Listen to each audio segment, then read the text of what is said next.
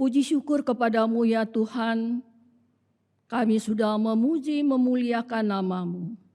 Tibalah saatnya bagi kami untuk kami sama-sama merenungkan kebenaran firman-Mu. Tolonglah hamba-Mu di tengah segala keterbatasannya, sehingga dapat memberitakan kebenaran firman-Mu ini dengan baik dalam pimpinan-Mu. Tolong juga setiap jemaat-Mu yang mendengarkan Tuhan, sehingga mereka dapat mengerti, memahami kebenaran firman Tuhan ini dengan baik dan dapat menerapkannya dalam kehidupan mereka. Terima kasih Tuhan, ini semua doa-doa kami yang kami naikkan hanya di dalam nama Tuhan Yesus, Juru Selamat kami yang hidup. Amin. Silakan duduk Bapak Ibu Saudara sekalian. Tema kita pagi ini adalah keluarga yang mengutus. Nah, Bapak Ibu Saudara sekalian, tadi kita sudah membaca nats yang diambil dari Matius pasal 28 ayat yang ke-18 sampai dengan ayatnya yang ke-20.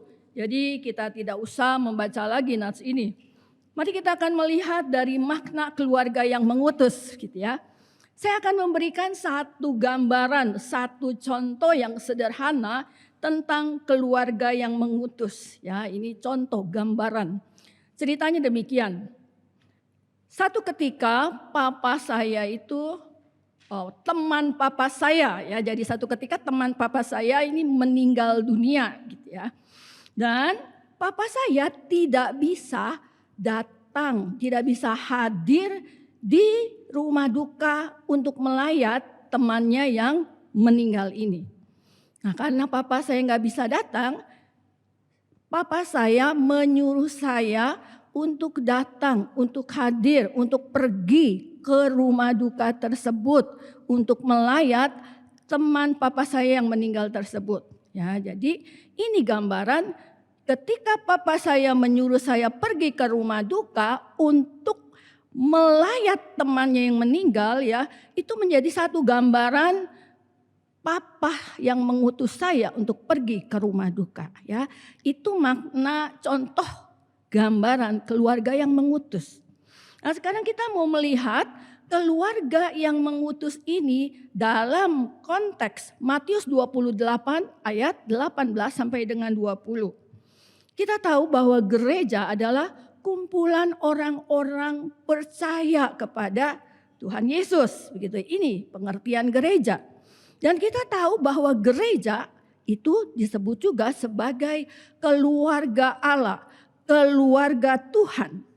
Dan kita juga tahu relasi kita dengan Tuhan kita, Tuhan adalah sebagai Bapa kita dan kita sebagai anaknya ya.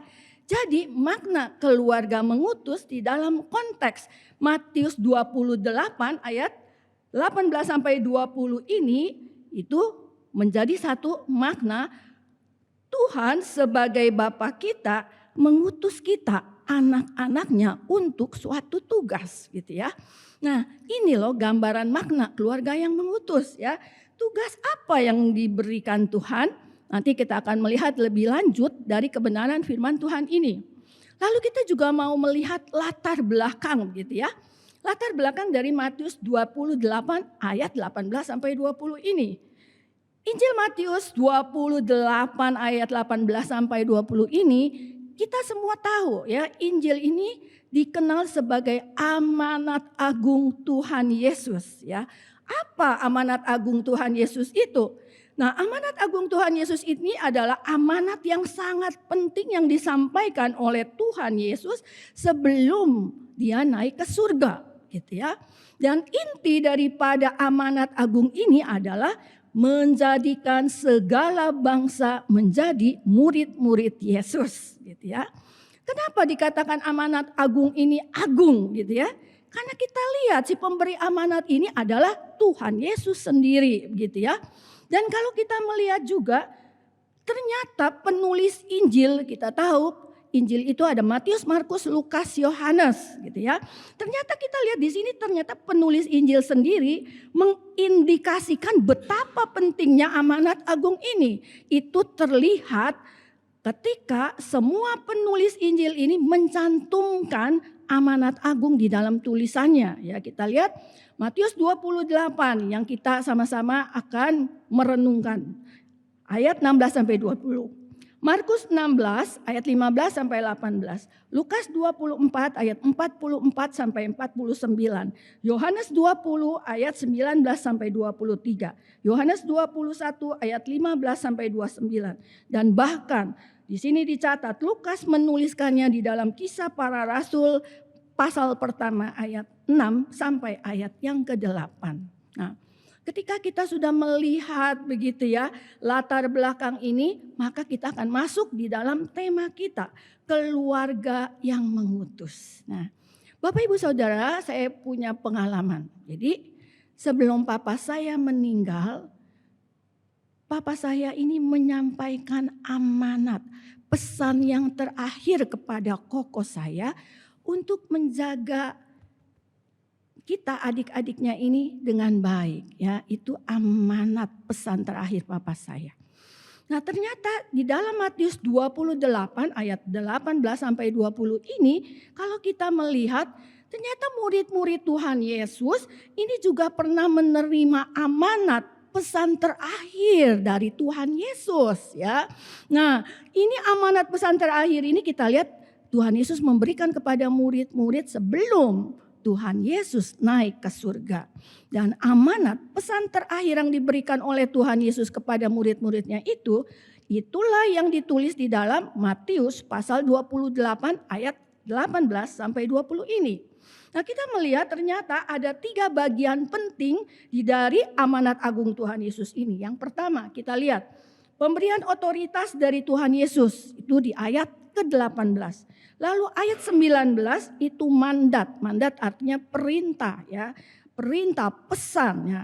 Yang kedua adalah mana Tuhan Yesus yang berkesinambungan. Kesinambungan artinya terus berlanjut, terus menerus gitu ya. Lalu di ayat 20 yang ketiga adalah pemberian sebuah janji penyertaan oleh Tuhan Yesus, ya.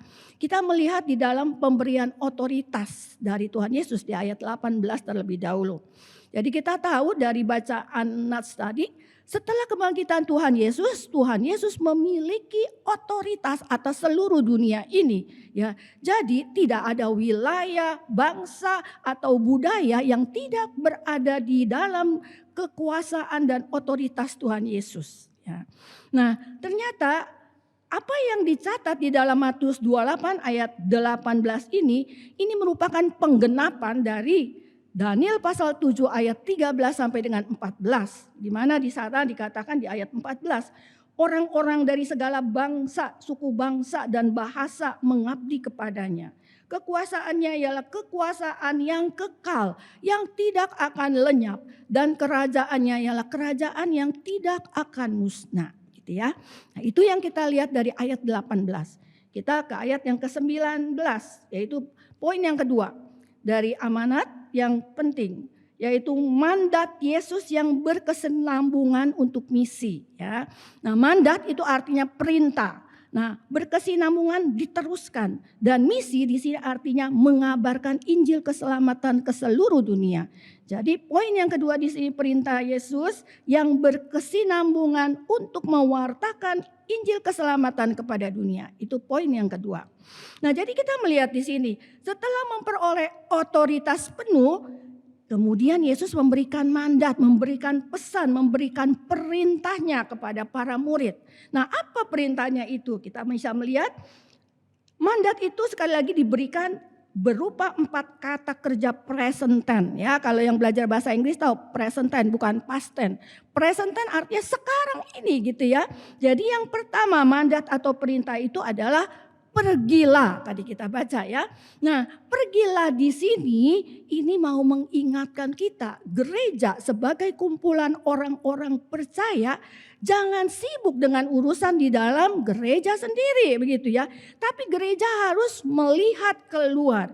Gereja harus pergi keluar menuju dunia yang membutuhkan keselamatan, ya. Itu yang kita bisa melihat dari kata pergilah. Lalu ada kata yang kedua, jadikanlah semua bangsa muridku gitu ya. Nah, ini berkaitan dengan yang pertama. Jadi pergi untuk apa? pergi untuk menjadikan semua bangsa murid Yesus. Dan inilah yang menjadi sentral daripada berita Injil Matius, gitu ya. Poin yang selanjutnya, perintah yang ketiga, baptislah mereka dalam nama Bapa, Anak, dan Roh Kudus. Kita tahu bahwa ketika seseorang dibaptis itu adalah tanda yang sah, ya, bahwa orang itu bersedia menjadi murid Kristus, gitu ya. Jadi kita tahu baptisan itu bukan sarana untuk menerima keselamatan, melainkan justru setelah diselamatkan orang itu akan mengiklarkan kepercayaannya yang baru di hadapan Tuhan dan di hadapan orang-orang yang lain melalui upacara baptisan ini. Jadi baptisan di sini bisa kita katakan baptisan di sini merupakan pengakuan penerimaan mereka yang sudah dibaptis untuk masuk ke dalam persekutuan tubuh Kristus, ya. Nah, itu kita yang ketiga. Kita melihat yang terakhir dari perintahnya adalah ajarlah mereka melakukan segala sesuatu yang sudah kuperintahkan kepadamu. Jadi kita tahu setelah baptisan dilakukan dan setelah mereka diterima di antara murid Kristus, maka mereka harus diajarkan. Diajarkan apa? Semua hal yang diperintahkan Kristus. Nah, pengertian di sini memberikan pengajaran yang sehat dan yang berkesinambungan, itu artinya pengajaran yang baik ini nantinya akan menghasilkan murid yang nantinya atau yang pada waktunya nanti akan memuridkan orang lain. Jadi udah jadi murid terus dia nanti memuridkan orang lain. Itu artinya pengajaran yang diberikan, gitu ya, bisa menghasilkan murid yang memuridkan orang lain. Lalu yang ketiga kita melihat sini janji penyertaan Yesus, ya, di ayat 20.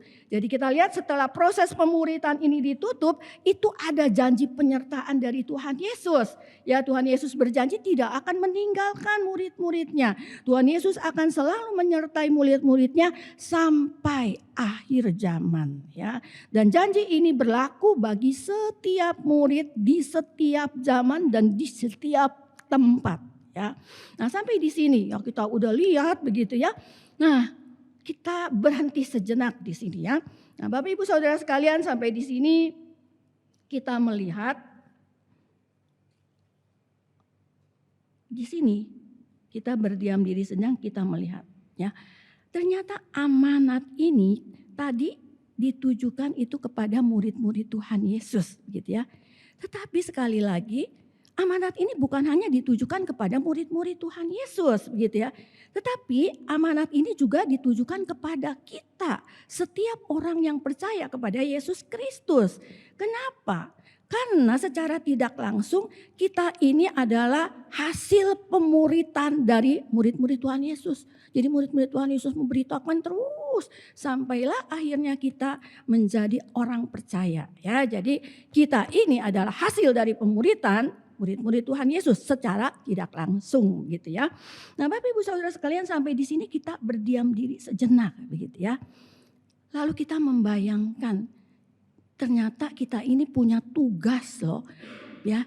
Perintah Yesus untuk pergi, jadikanlah semua bangsa muridku. Baptislah mereka dalam nama Allah Bapa, Putra dan Roh Kudus. Dan ajarkanlah mereka semua perintah ya. Apa yang menjadi kebenaran firman Tuhan. Lalu apa poinnya buat kita? Ya, Bapak Ibu Saudara sekalian, kalau ada kata pergilah ya dan jadikanlah semua bangsa muridku. Kita mungkin berpikir bagaimana? Sulit dong ya. Sekali lagi, pergilah dan jadikanlah semua bangsa muridku. Gak berarti ya, bukan berarti kita harus masuk ke sekolah seminari dulu ya. Terus kita jadi pendeta hamba Tuhan baru bisa memberitakan firman. Bukan seperti itu. Bukan juga kata pergilah, jadikanlah semua bangsa muridku gitu ya. Itu juga bukan berarti kata pergilah kita seperti misionaris penginjil. Pergi ke pedalaman Kalimantan, pergi ke pedalaman Sumatera. Bukan itu. Tidak semua orang terpanggil untuk menjadi hamba Tuhan. Tidak semua orang terpanggil untuk menjadi penginjil, misionaris ya. Tetapi sekali lagi kita bisa melakukan amanat perintah Tuhan Yesus ini. Ya, Tuhan Yesus bilang jangan takut, aku menyertai, begitu ya. Nah, jadi kalau kita melihat di sini ini sangat sederhana sebenarnya ya. Nah, saya mau sharing sebentar mengenai apa yang saya alami. Jadi pergilah, jadikanlah ya, kita bayangin itu tentu sulit. Tetapi ingat, ketika kita sebagai seorang murid mau taat melakukan perintah Tuhan tadi, Tuhan Yesus bilang, aku menyertai engkau. Dan itulah yang saya mau sharing di dalam kebenaran firman Tuhan ini. Jadi saya punya sahabat gitu ya. Sahabat saya ini belum percaya Tuhan Yesus ya. Nah, saya karena sahabat, kalau ketemu, kalau kita makan bersama, saya selalu menyaksikan kebaikan Tuhan yang sudah saya alami. Saya menyaksikan pertolongan Tuhan yang saya alami kepada teman saya ini ya. Sampai satu hari ketika saya terus selalu menceritakan tentang kebaikan Tuhan, pertolongan Tuhan yang saya alami, satu hari dia dapat masalah gitu ya. Nah, ketika dapat masalah karena dia melihat saya selalu kalau ada masalah Tuhan tolong, Tuhan tolong. Dia akhirnya dia punya masalah lalu dia bilang, saya ada masalah. Bisa enggak kamu mendoakan saya supaya saya sama seperti kamu mendapatkan pertolongan dari Tuhan. Ah, ini poinnya ya. Lalu kamu mau saya doakan? Mau, mari kita doa bersama. Setelah selesai berdoa, nah pada akhirnya dia sungguh mendapatkan pertolongan dari Tuhan. Ya, awalnya sederhana kan? Ya, nah ketika ini terjadi dia terus kalau ada masalah, ayo kita doa bersama, ayo kita doa bersama. Sehingga akhirnya dari hal yang sederhana ini dia mau diajak ke gereja. Ya, di gereja mendengarkan pemberitaan firman Tuhan seperti ini ya. Kita tahu Roma 10 ayat 17. Iman timbul dari pendengaran dan pendengaran akan firman Tuhan. Jadi ketika dia datang beribadah di gereja, dia mendengar firman, akhirnya dia menjadi seorang yang beriman. Nah, percaya kepada Yesus Kristus. Nah, dalam proses dia akhirnya bilang saya mau dibaptis. Nah, habis dibaptis artinya dia masuk setelah itu ke dalam persekutuan di dalam gereja itu. Lalu di gereja itu ada banyak kegiatan-kegiatan rohani, terus dia bertumbuh dan dia menjadi murid Kristus. Nah, ini jadi jangan bayangin begitu sulit untuk bisa melakukan tugas perintah Yesus ini. Sebenarnya sederhana, hanya mau atau tidak ya, mau taat atau tidak ya. Karena Tuhan bilang kalau kita sebagai murid anak Tuhan mau melakukan perintah Tuhan, Tuhan menyertai. Dan itu yang saya alami. Saya mengalami bagaimana penyertaan Tuhan ketika mau membawa teman saya ini kepada Yesus sampai dia menjadi seorang murid Yesus dan aktif melayani Tuhan, menjadi anak Tuhan yang setia. Nah, Bapak Ibu Saudara sekalian, mari kita diingatkan kembali akan apa tema kita ya, apa? Save one soul ya. Menangkan jiwa-jiwa ya. Satu jiwa aja kita coba bawa kepada Tuhan Yesus. Bagaimana caranya? Mari kita mau taat melakukan apa yang menjadi kebenaran firman Tuhan pagi ini, dan biarlah setiap kita boleh mengalami, loh ternyata saya mengalami kebenaran firman Tuhan ini ketika saya mau taat, Tuhan menyertai loh. Nah, biar setiap kita boleh mengalami bagaimana ketika kita mau taat melakukan apa yang menjadi perintah Tuhan, Tuhan menyertai. Amin. Kita lanjut kepada poin selanjutnya. Tadi kita sudah melihat bahwa Injil-injil lain juga memberitakan tentang amanat agung ini. Termasuk salah satu Injil yaitu di dalam kitab Lukas ya. Jadi Lukas 24 ayat 46 sampai 47 ini juga menuliskan tentang amanat agung. Tapi penekanannya berbeda begitu ya. Nah, penekanannya ada pada Injil yang harus diberitakan. Ketika kita memberitakan firman, apa Injil yang harus diberitakan gitu ya. Jadi menekankan akan pemberitaan Injilnya.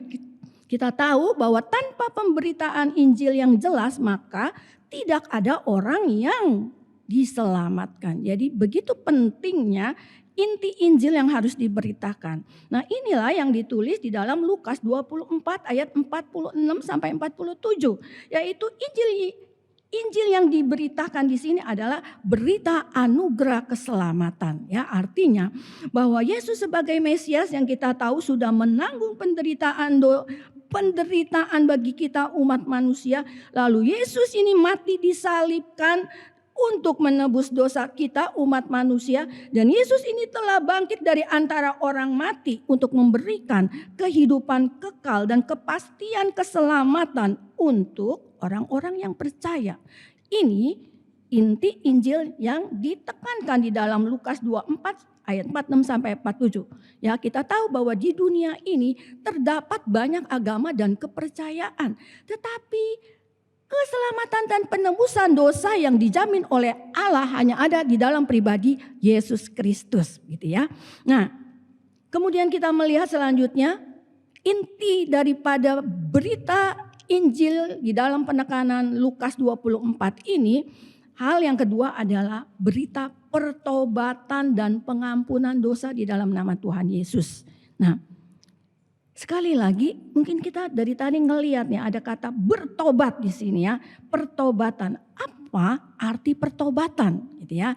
Nah, pertobatan adalah tindakan orang berdosa untuk berbalik kepada Allah setelah Roh Kudus menyadari dia, hei kamu orang berdosa gitu ya.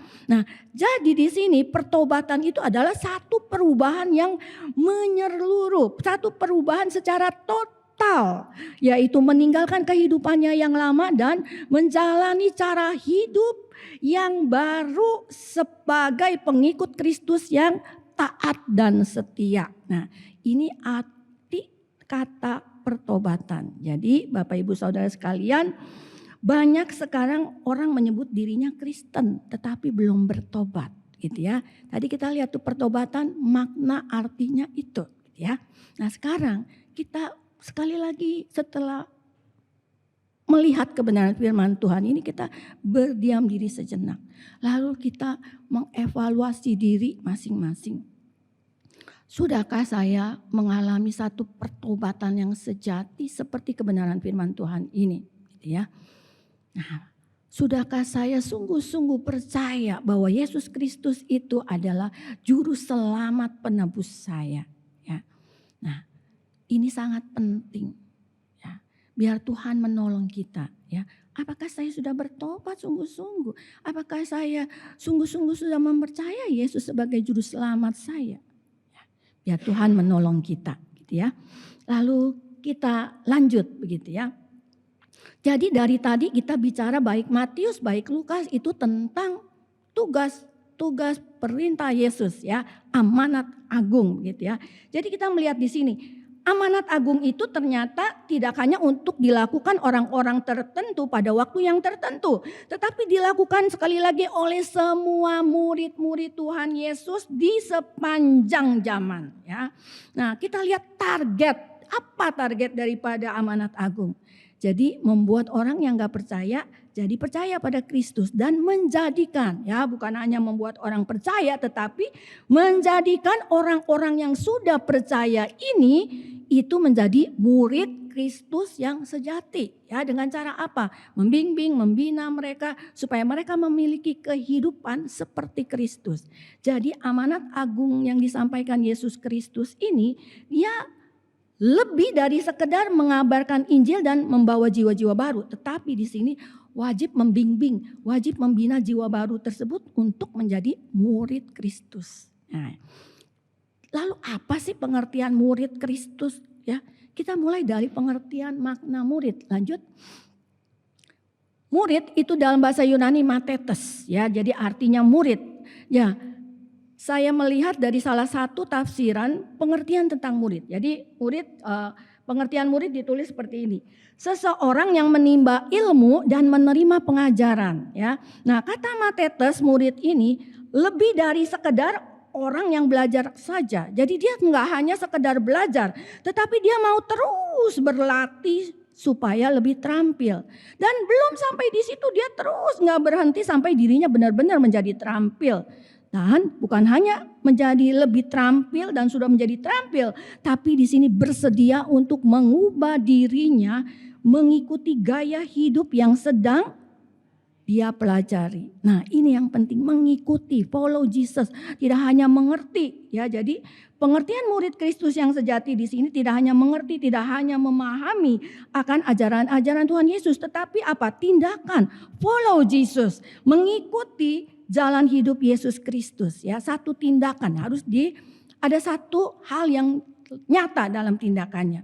Jadi keberadaan murid Kristus itu juga akan terlihat dalam segala aspek kehidupan dia. Ya, di sini penekanannya seorang murid Kristus mempunyai kehidupan seperti Kristus. Kehidupan yang seperti apa? Hidup sesuai dengan kebenaran firman Allah. Ini poin arti menjadi Kristus, hidup sesuai dengan kebenaran firman Allah. Nah, ada masalah ketika kita mau memuridkan orang lain. Kenapa? Di sini dikatakan bahwa orang percaya belum tentu menjadi murid, ya. Tetapi kalau seorang murid, dia sudah pasti menjadi orang percaya lebih dulu, gitu ya. Nah, ini ya bisa dilanjutkan. Ada satu peneliti yang bernama Ronald J. Sider, ya. Ronald J. Sider, ya. Dia dalam bukunya yang berjudul The Scandal of the Evangelical Conscience, dia mengungkapkan fakta, ya, dia mengumpulkan fakta bahwa hasil dari survei yang dia lakukan terhadap orang-orang yang mengaku dirinya adalah orang Kristen, ada terdapat 25% dari orang-orang tersebut melakukan perceraian. Orang Kristen ya, mengaku dirinya orang Kristen. Dan tidak hanya itu saja ya, buku ini juga mengungkapkan mereka ini tinggal bersama pasangan yang bukan suami atau istri mereka. Dan terjadi begitu banyak kekerasan dalam rumah tangga. Nah, ini mengapa bisa terjadi seperti ini? Ya, kita menggarisbawahi, menekankan apa? Orang-orang tersebut hanya mengaku bahwa mereka percaya kepada Kristus, sekedar hanya percaya gitu ya. Tetapi mereka sebenarnya bukan murid Kristus. Nah, ini yang menjadi masalah, ya. Rasul Paulus di dalam 1 Korintus 3 ayat 1, belum bisa sebelumnya. Rasul Paulus di dalam 1 Korintus 3 ayat 1 sampai 3 menuliskan demikian. Dan aku, kata Paulus, saudara-saudara, pada waktu itu tidak dapat berbicara dengan kamu seperti dengan manusia rohani, tetapi hanya dengan manusia duniawi yang belum dewasa dalam Kristus. Ayat yang kedua, susulah yang kuberikan kepadamu, bukanlah makanan keras. Kenapa? Sebab kamu belum dapat menerimanya, dan sekarang pun kamu belum dapat menerimanya. Ayat 3, karena kamu masih manusia duniawi. Sebab jika di antara kamu ada iri hati, perselisihan, bukankah itu menunjukkan bahwa kamu manusia duniawi dan kamu hidup secara duniawi. Nah, ini masalahnya ya. Jadi di dalam ayat ini Paulus mengatakan bahwa dia tidak bisa berbicara kepada jemaat di Korintus pada waktu itu seperti kepada manusia yang rohani. Kenapa? Karena masih ada sifat-sifat duniawinya, masih ada iri hati, masih ada perselisihan. Nah, ini semua menandakan bahwa mereka masih menjadi manusia yang duniawi. Nah, Bapak Ibu Saudara sekalian, ini yang menjadi satu masalah ya, menjadi perenungan kita. Bagaimana kita mau memuridkan orang lain kalau kita sendiri belum menjadi murid? Itu masalah yang ada ya. Mari kita mengevaluasi diri kita masing-masing ya. Sudahkah saya menjadi seorang murid Kristus yang sejati? Kalau kita belum menjadi murid Kristus yang sejati, bagaimana saya bisa membawa orang-orang yang belum dalam Tuhan untuk menjadi murid Kristus? Amin. Mari kita berdoa. Tuhan Yesus, terima kasih untuk kebenaran firman-Mu yang sudah sama-sama kami renungkan. Tuhan, tolonglah supaya kami tidak hanya mengerti, memahami kebenaran firman-Mu ini, tapi biarlah Tuhan menolong kami agar kami dapat melakukan apa yang menjadi kebenaran firman-Mu ini dalam kehidupan kami. Tuhan juga menolong kami, supaya kami sebagai anak-anak Tuhan, orang-orang percaya, kami boleh menjadi saluran berkat rohani, memuridkan orang-orang lain yang belum mengenal Tuhan, menjadi mengenal Tuhan, dan yang sudah mengenal Tuhan, menjadi terus bertumbuh, menjadi murid Kristus sejati. Tuhan tolonglah apa yang menjadi tema sentral daripada gereja kami 3 tahun ini. Save one soul. Tolonglah Tuhan Yesus, supaya setiap kami Tuhan mampukan untuk kami belajar menerapkan apa yang menjadi perintah-Mu pada hari ini dalam kehidupan kami. Supaya kami sungguh boleh mengalami kebenaran firman-Mu ini dalam hidup kami. Bahwa Tuhan menyertai dan penyertaan Tuhan sampai pada akhir sepanjang zaman. Sampai akhir daripada kehidupan kami. Terima kasih Tuhan. Sekali lagi Tuhan, kami tahu dan percaya bersama Tuhan, Tuhan memampukan kami. Di dalam nama-Mu kami sudah berdoa.